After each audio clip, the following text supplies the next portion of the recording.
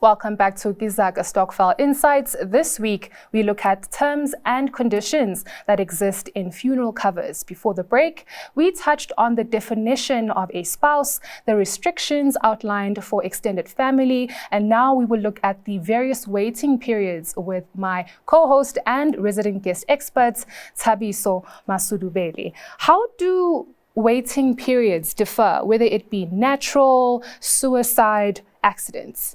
I think let's quickly touch on the necessity for waiting periods. I think waiting periods were established just to ensure that people aren't able to use funeral cover as an investment, as it were. So insurers felt the need to say, once you've paid your premium, we need to wait 6 months, just in the event that, you don't insure someone and that, they're at the end of their natural life, they will pass away from natural death. So that's when the issue of waiting periods was introduced.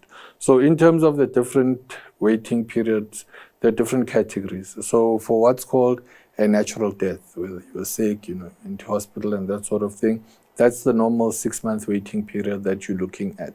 So when you start paying your premiums, you're given that waiting period. And then there's the waiting period for suicides. The waiting period for suicides is 12 months.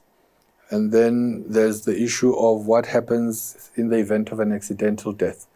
Most, if not all, insurers do not have a waiting period or should not have a waiting period for accidental death. Meaning if you pay your premium, start paying your premium today, and the policy holder or beneficiary thereof passes away, the funeral cover claim should then be paid if it was an accidental death. But what determines these different dates, aside from it being natural, suicidal, or accidental? Because it just doesn't feel like members understand this fully. I think even Zelda had complaints that she had to wait for 6 months. Is there miscommunication out there? Is there a lack of information?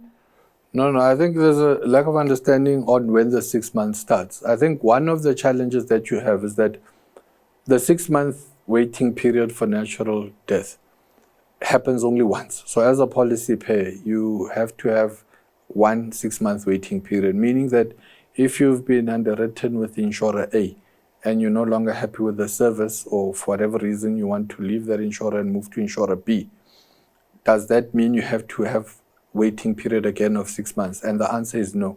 Once you've had your 6-month waiting period while you were with insurer A, you no longer have to have a waiting period. So when you move over from insurer A to insurer B, you have passed the 6-month waiting period. You should be covered as and when you've paid your first premium under insurer B. So a lot of times people fear that, because I've been with this particular insurer, even though getting bad service, I'm going to stick with this insurer because I've already invested so much money, and if I move away, I have to wait another 6-month waiting period there. That's not the case. Your 6 months, you only have to serve the 6-month waiting period once. So I think a lot needs to be done to clarify those types of details around waiting periods. But looking at this realistically as well, what can one do within those 6 months? You can't really, hold a dead body at the morgue for that long.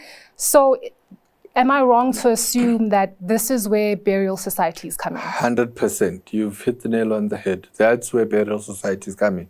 So that's one of the reasons given by burial societies as to why they prefer saving their money in an account as opposed to putting it with an insurer. And again, everything, has its pros and cons. Chances are people have been insured. People do have funeral cover somewhere. So it's just an issue of making sure that's explaining to people that if you're insured, either it be through your employer or maybe you did have a policy or you have a policy with an insurer, you only need to produce statement that you've been covered for a period of more than 6 months consecutively for you to qualify for immediate cover when you move to the next insurer. But it's very, very important that people get to understand that waiting period. And remember, in the event of an accidental death, so when someone, natural death, you'd have almost had that build up, you'd have had a sense. But with an accidental death, something that's sudden, you're well within your rights to claim for that and be paid out for the claim in the event of an accidental death. Now, in cases where, foreign nationals are interested in having to take out a South African funeral cover, what are some of the benefits that is afforded to them? I think in the past, foreign nationals working in South Africa were unable to secure funeral cover. And we've seen a lot of people struggle to repatriate bodies back home for burial and those sorts of things. And we know that the costs of funerals are extensive, especially if you have to repatriate the body and the certain traditional rites that have to be followed and so on. And that becomes a very costly exercise.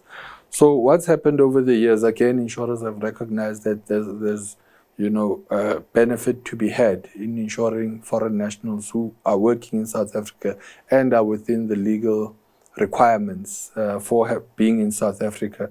So we're finding that insurers are actually saying we are able to cover foreign nationals from particular countries who are working in South Africa, provided they're spending most of their time in South Africa. But there are conditions around that. So one of the conditions is that in the event of a claim, the money can't be repatriated or paid into a foreign bank account. So whichever beneficiary they choose, that beneficiary must have a South African bank account number, and that claim can only be paid in South African rands into a South African bank account. And then the beneficiary can then withdraw and then make use of that. And we've seen funeral parlors already having packages of, that include the repatriation of the body and so on. So it's becoming more and more common practice for foreign nationals to be able to acquire funeral cover in South Africa.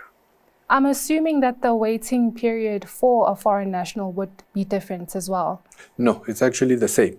One of where insurers have a challenge is insuring people who are not necessarily in South Africa. So you'd have someone working in South Africa, but the rest of their family is, argument's sake, in Lesotho or in Botswana.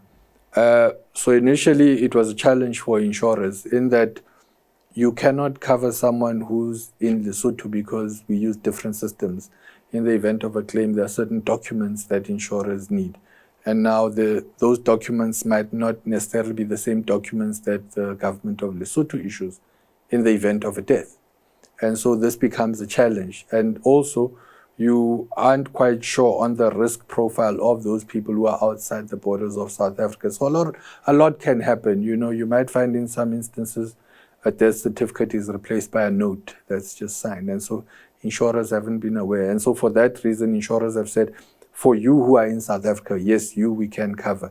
But the rest of your family, and that's been a bit of a challenge for people who are working. But I think the trend is slowly changing where insurers are looking at different ways of making sure that family members who are also outside of South Africa begin to get cover, either through opening branches in those countries or finding mechanisms within the current dispensation to cover those family members in those countries. Well, thank you so much for breaking down those terminologies for us, Thabiso. Thank you, Sisi. Contracts can be complicated, as mentioned. If you understand funeral insurance terms and conditions, you and your family or even your burial society will know what to look for in a policy and how to choose the right one for you. If your Stokvel or burial society needs to know more about this broad topic, contact us using the details on the screen. Until next week, it's goodbye for now. This program was brought to you by Tyvision Media, helping Stokvels and burial societies reach their goals.